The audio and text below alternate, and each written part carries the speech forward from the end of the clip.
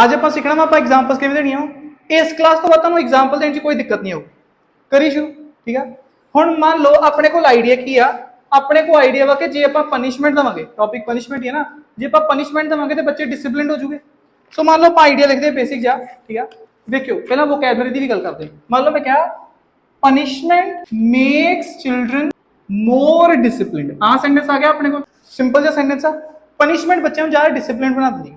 ਇਹਦੇ ਚ ਹੁਣ ਜੇ ਆਪਾਂ ਵੋਕੈਬਲਰੀ ਐਡ ਕਰਨਾ ਚਾਹੁੰਦੇ ਆ ਵਧੀਆ, ਤੇ ਸਟੂਡੈਂਟਸ ਕੀ ਕਰਦੇ ਆ, ਚਿਲड्रन ਦੇ ਪਨਿਸ਼ਮੈਂਟ ਦੇ ਸਿਨੋਨਿਮ ਲੱਭ ਲਓ, ਚਿਲड्रन ਦੇ ਸਿਨੋਨਿਮ ਲੱਭ ਲਓ।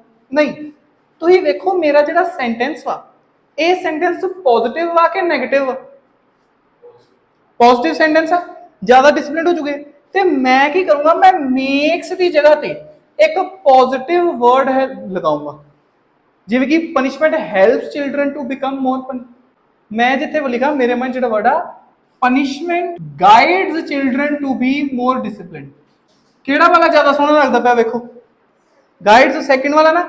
ਇਹਨੂੰ ਆਪਾਂ ਕਹਿੰਦੇ ਆ ਵੋਕੈਬਲਰੀ। ਇਹੋ ਜਿਹੇ ਵਰਡਸ ਜਿਹੜੇ ਆਪਣੀ ਮੀਨਿੰਗ ਨੂੰ ਹੋਰ ਵਧਾਣਗੇ। ਓਕੇ, ਕਲੀਅਰ ਆ? ਸੋ ਦੇਖਿਓ ਆਪਾਂ ਲਿਖਦੇ ਆ ਆਈਡੀਆ। ਮੰਨ ਲਓ ਕਿ ਮੈਂ कहता ਕਿ ਪਨਿਸ਼ਮੈਂਟ ਜਿਹੜਾ ਉਹ ਬੱਚਿਆਂ ਨੂੰ ਡਿਸਪਲਿਨ ਕਰਦਾ। ਹੁਣ ਇਹਦਾ ਕਾਰਨ ਕੀ ਹੈ? ਬੱਚੇ ਡਿਸਪਲਿਨ ਕਿਉਂ ਹੋ ਜਾਂਦੇ? ਆਪਾਂ ਕਹਿੰਦੇ ਕਿਉਂਕਿ ਬੱਚਿਆਂ ਦੇ ਮਨ 'ਚ ਡਰ ਪੈ ਜਾਂਦਾ। ਸਹੀ ਹੈ, ਓਕੇ। ਹੁਣ ਬੱਚਿਆਂ ਦੇ ਮਨ 'ਚ ਡਰ ਪੈ ਜਾਂਦਾ ਵਾ, ਆਪਾਂ ਉੱਪਰ ਵੀ ਲਿਖ ਸਕਦੇ ਇਹਨੂੰ, ਆਪਾਂ ਥੱਲੇ ਵੀ ਲਿਖ ਸਕਦੇ ਹਾਂ। ਕਲੀਅਰ ਆ? ਸੋ ਦੇਖਿਓ ਧਿਆਨ ਦਿਓ, ਆਪਾਂ ਇਹਨੂੰ ਲਿਖ ਸਕਦੇ ਹਾਂ। ਇਹ ਕਲਾਸ ਜਿਹੜੀ ਮੈਂ ਹੁਣ ਕਰਨ ਲੱਗਾ ਇਹ ਆਪਾਂ ਕੱਲ ਲਗਾਵਾਂਗੇ, ਠੀਕ ਆ। ਕੱਲ ਇਸ ਦੀ ਕਲਾਸ ਲਗਾਵਾਂਗੇ। ਮੈਂ ਸੈਂਟੈਂਸ ਲਿਖੂੰਗਾ learning that actions have consequences helps them to develop the ability to reflect on their behavior या to improve their behavior, simple कर लो, in order to make better decisions in the future। मैं ਤੁਹਾਨੂੰ ਕੱਲ ਸਿਖਾਉਂਗਾ ਕਿ ਇਹੋ ਜਿਹੇ sentence ਕਿਵੇਂ ਬਣਾਉਣੇ ਆ ਬਿਨਾਂ ਐਜ਼ ਅ ਰਿਜ਼ਲਟ ਲਿਖੇ। ਮਤਲਬ ਐਜ਼ ਅ ਰਿਜ਼ਲਟ ਨੂੰ ਕਿਵੇਂ ਰਿਮੂਵ ਕਰਨਾ, ਉਹਦੀ ਜਗ੍ਹਾ ਤੇ ਆਪਾਂ ਕੀ ਲਿਖ ਸਕਦੇ ਹਾਂ, ਇਸ ਤਰ੍ਹਾਂ ਦੇ ਸੈਂਟੈਂਸਸ ਕਿਵੇਂ ਬਣਾ ਸਕਦੇ। ਕਲੀਅਰ ਆ? ਹੁਣ ਧਿਆਨ ਦਿਓ, ਆਪਾਂ ਹਾਲੇ ਤੱਕ ਆਈਡੀਆ ਲਿਖ ਲਿਆ। ਆਈਡੀਆ ਕੀ ਆ ਕਿ ਪਨਿਸ਼ਮੈਂਟ ਬੱਚਿਆਂ ਨੂੰ ਜ਼ਿਆਦਾ ਡਿਸਪਲਿਨ ਕਰ ਦਿੰਦੀ। ਬੱਚੇ ਜਿਹੜਾ ਵਾ ਉਹ ਕੌਨਸੀਕੁਐਂਸਸ ਸਿੱਖ ਜਾਂਦੇ ਆਪਣੇ ਐਕਸ਼ਨਸ ਦੇ, ਤੇ ਫਿਊਚਰ 'ਚ ਵਧੀਆ ਡਿਸੀਜਨ ਲੈ ਸਕਦੇ। ਹੁਣ ਆਪਾਂ ਇੱਥੇ ਇੱਕ ਐਗਜ਼ਾਮਪਲ ਦੇਣੀ ਹੈ। ਪਹਿਲਾਂ ਮੈਂ ਤੁਹਾਨੂੰ ਦੱਸਦਾ ਨਾਰਮਲੀ ਸਟੂਡੈਂਟਸ ਐਗਜ਼ਾਮਪਲ ਕੀ ਦਿੰਦੇ। ਨਾਰਮਲੀ ਸਟੂਡੈਂਟਸ ਐਗਜ਼ਾਮਪਲ ਦਿੰਦੇ ਆ for example if the children are spanked they will not repeat their misbehaviour. ਇੱਕ ਨਾਰਮਲ ਐਗਜ਼ਾਮਪਲ ਹੈ ਸਟੂਡੈਂਟਸ ਦਿੰਦੇ ਕਿ ਜੇ ਬੱਚੇ ਨੂੰ ਸਪੈਂਕ ਕੀਤਾ ਜਾਊਗਾ, ਸਪੈਂਕ ਮਤਲਬ ਥੱਪੜ ਮਾਰਨਾ ਨਾ, ਸਪੈਂਕ ਕੀਤਾ ਜਾਊਗਾ ਤੇ ਉਹ ਆਪਣਾ ਬਿਹੇਵੀਅਰ ਰਿਪੀਟ ਨਹੀਂ ਕਰੂਗਾ। ਹੁਣ ਇਹ ਐਗਜ਼ਾਮਪਲ ਸਹੀ ਕਿਉਂ ਆ ਤੇ ਇਹ ਐਗਜ਼ਾਮਪਲ ਜ਼ਿਆਦਾ ਐਡਵਾਂਸ ਕਿਉਂ ਨਹੀਂ ਆ? ਦੋਨੋਂ ਚੀਜ਼ਾਂ ਸਮਝਣਾ। ਐਗਜ਼ਾਮਪਲ ਉਦੋਂ ਐਗਜ਼ਾਮਪਲ ਹੁੰਦੀ ਹੈ ਜਦੋਂ ਉਹਦੇ ਵਿੱਚ ਐਗਜ਼ੈਕਟ ਨਾਮ ਹੋਣਾ ਜ਼ਰੂਰੀ। ਤੁਸੀਂ ਇੱਥੇ ਇਹ ਨਹੀਂ ਲਿਖਦੇ ਇਫ ਚਿਲड्रन ਆਰ ਪਨਿਸ਼ਡ, ਫਿਰ ਉਹ ਐਗਜ਼ਾਮਪਲ ਨਹੀਂ ਹੋਈ। ਠੀਕ ਆ?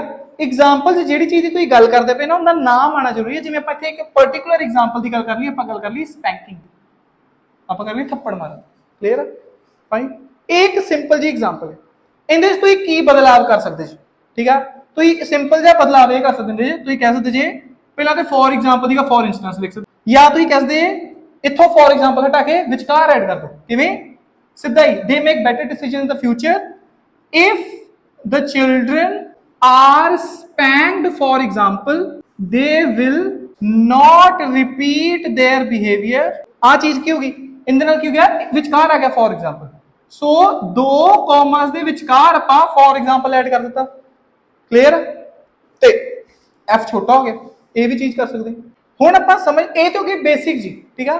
ਪਰ ਆਪਾਂ ਜੇ ਵਧੀਆ ਆਪਾਂ ਐਗਜ਼ਾਮਪਲਸ ਪਾਣਾ ਚਾਹੁੰਦੇ ਤੇ ਉਹ ਕਿਵੇਂ ਕਰੀਦਾ? ਠੀਕ ਆ, ਵਧੀਆ ਐਗਜ਼ਾਮਪਲਸ ਪਾਉਣ ਤੋਂ ਪਹਿਲਾਂ ਨਾ ਮੈਂ ਤੁਹਾਨੂੰ ਇਹ ਸਮਝਾਦਾ ਕਿ ਤੁਸੀਂ ਕਿਹੜੀ ਕਿਹੜੀ ਚੀਜ਼ ਨਹੀਂ ਕਰ ਸਕਦੇ ਐਗਜ਼ਾਮਪਲ ਵਿੱਚ। ਠੀਕ ਆ, ਪਹਿਲਾਂ ਤਾਂ ਉਹੀ ਗੱਲ, ਤੁਸੀਂ ਨਾਮ ਲਿਖਣਾ ਜ਼ਰੂਰੀ। ਤੁਹਾਨੂੰ ਸਿੱਧਾ ਉੱਥੇ ਦੁਬਾਰਾ ਪਨਿਸ਼ਮੈਂਟ ਵਰਡ ਨਹੀਂ ਲਿਖ ਸਕਦੇ ਤੁਸੀਂ।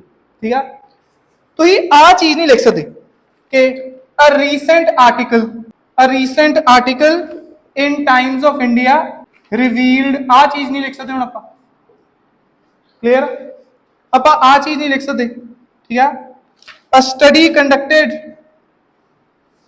conducted at IIT showed that 85% people ਆ ਚੀਜ਼ਾਂ ਨਹੀਂ ਕਰ ਸਕਦੇ। ਹੁਣ ਇਹ ਮਨਾ IDP ਦੇ ਵੱਲੋਂ ਸਖਤ ਮਨਾ। IDP ਕਹਿੰਦੀ ਹੈ ਕਿ ਆ ਚੀਜ਼ ਨਾ ਹੀ ਰਿਲੇਟਡ ਵਾ ਟੌਪਿਕ ਦੇ ਨਾਲ, ਸਿਰਫ ਫੋਕੇ ਜੇ ਵਰਡਸ ਵਾ ਤੇ ਇਹਦੀ ਕੋਈ ਰੈਲੇਵੈਂਸ ਨਹੀਂ। इस करके वो इनके मार्क्स डिडक्ट करती है, आप आ चीज हुण नहीं लिखनी। क्लियर है? फाइन। सब तो वधिया तरीका ते सब तो ईजी तरीका एग्जाम्पल देने का जो कि आप अज तक कभी यूज नहीं किया, ठीक है, आप पर्सनल एग्जाम्पल्स दे सकते, ठीक है। पर्सनल एग्जाम्पल्स किवें? पहला तो मैनू ना इफ दे नाल एग्जाम्पल देना नहीं पसंद, ठीक है, क्योंकि इफ दे नाल एग्जाम्पल मैनू पर्सनली नहीं पसंद, गलत नहीं होंदा पर इन्ना खास भी नहीं होंदा, क्योंकि इफ नाल एग्जाम्पल होगी जे इस तरह होगा तो सही है, आप जे नहीं लिखना चाहिए, जे दे नाल एग्जाम्पल थोड़ी उत्ते कंडीशन हो गया। मैं सेंटेंस बनाऊंगा व्हेन दे नाल, इफ वाले किसी भी एग्जाम्पल हो व्हेन दे नाल भी बना सकते हो, जिवें आही लगा लो, अब क्या बच्चों का बिहेवियर वधिया हो जाता, सो आप लिख सकते हैं for example when I was young spanking was very common, as a result of this we were well behaved। जो मैं छोटा हाँ तो स्पैंकिंग बहुत कॉमन ही इनके करके अहीं वेल बिहेव्ड। ये भी कहते हैं when I was young my mother used to spank me a lot, as a result of this I became good in education। ठीक है, कुछ भी कर लो। इसे चीज ਨੂੰ ਤੁਸੀਂ ਜਨਰਲ ਐਗਜ਼ਾਮਪਲ ਚ ਵੀ ਕਰ ਸਕਦੇ ਜੀ। ਪਰਸਨਲ ਐਗਜ਼ਾਮਪਲ ਉਹ ਹੀ ਜਿੰਦੇ ਵਿੱਚ ਆਪਣੇ ਪ੍ਰੋਨਾਉਂਸ ਯੂਜ਼ ਹੋਏ ਆਈ, ਵੀ, ਆਪਣੇ ਬਾਰੇ ਗੱਲ ਹੋਈ, ਠੀਕ ਆ। ਇਹਨੂੰ ਆਪਾਂ ਜਨਰਲ ਚ ਵੀ ਚੇਂਜ ਕਰ ਸਕਦੇ ਹਾਂ, ਕਿਵੇਂ? ਆਪਾਂ ਕਹਿੰਦੇ ਆ when a child receives spanking या is spanked they quickly realize that they have made a mistake। so ਤੁਸੀਂ ਆਈਡੀਆ ਜੇ ਤੁਸੀਂ पर्सनल नहीं लिखना चाहते तो ये सोचो अपने बारे, क्लियर है, पर गल नूं दे च कर दो, अपनी जगह ते चिल्ड्रन लिख दो, दे लिख दो वी दी जगह ते आइडिया अपना जनरल हो गया। ईजी है एग्जाम्पल देना। पर्सनल एग्जाम्पल देना एक और तरीका है जी, in my country, in my area, in my locality, in my region we would receive detention. Detention समझते की होंदी? डिटेंशन होंदी जिवें स्कूल तो बाद रखा लिया, detention. If we misbehaved, clear है, इनू तुसीं जनरल कर सकते हो, कहते in India detention is a common punishment for bad behaviour, या वही गल इफ चिल्ड्रन मिसबिहेव और डू नॉट डू होमवर्क। सही है, ओके, क्लियर है। इन्ना के सारे के फॉर एग्जाम्पल लिखते, फॉर एग्जाम्पल, फॉर एग्जाम्पल, ठीक है। सो पर्सनल एग्जाम्पल देना सब तो ईजी।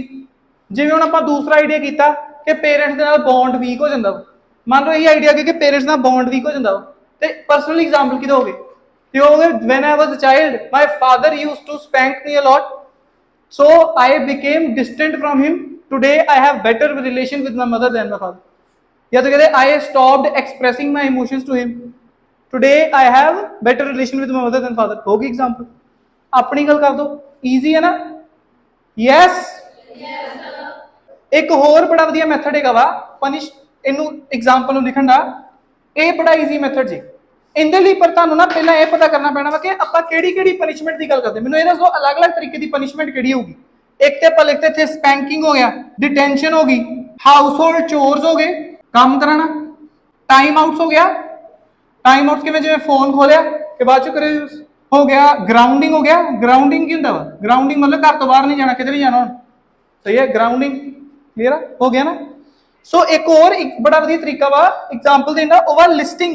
वही एग्जाम्पल उत्थे लेता कि बच्चे फ्यूचर च वधिया डिसीजन हुंदे आ, आपां कहने आ software methods of punishment such as detention, time outs और हाउसहोल्ड चोर्स या more chores, extra chores will help a child to become more diligent in future.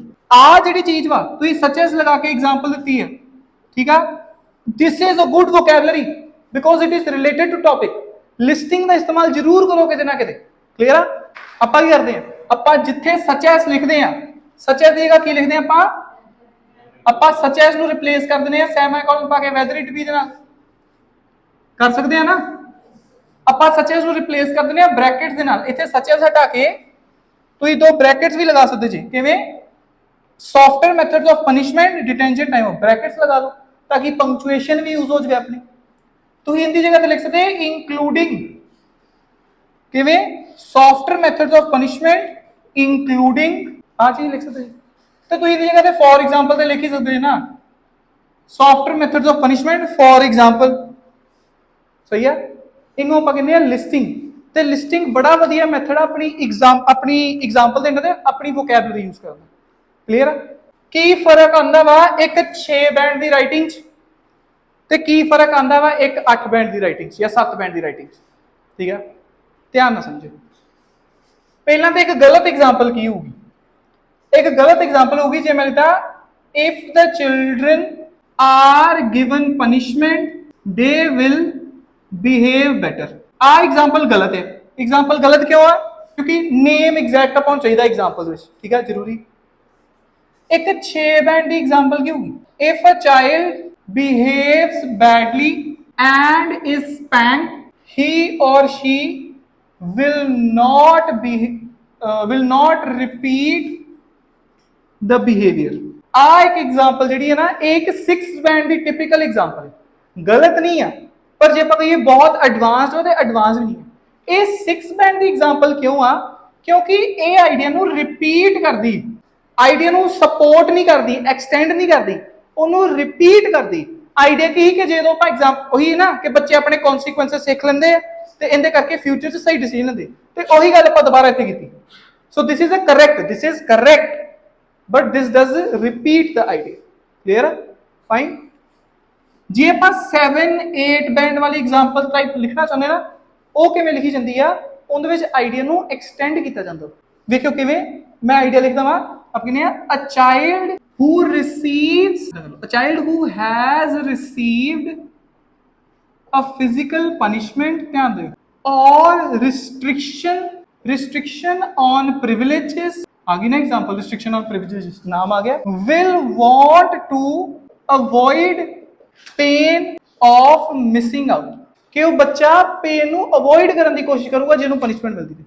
ਇਹ ਉਸ ਆਈਡੀਆ ਨੂੰ ਅੱਗੇ ਐਕਸਪਲੇਨ ਕਰਦਾ ਵਾ, ਸਪੋਰਟ ਕਰਦਾ ਵਾ, ਐਕਸਟੈਂਡ ਕਰਦਾ ਵਾ, ਰਾਦਰ ਦੈਨ ਕਿ ਸੇਮ ਆਈਡੀਆ ਰਿਪੀਟ ਕਰਨਾ, ਕੁਝ ਐਡ ਕਰਦਾ ਉਹਦੇ ਵਿੱਚ।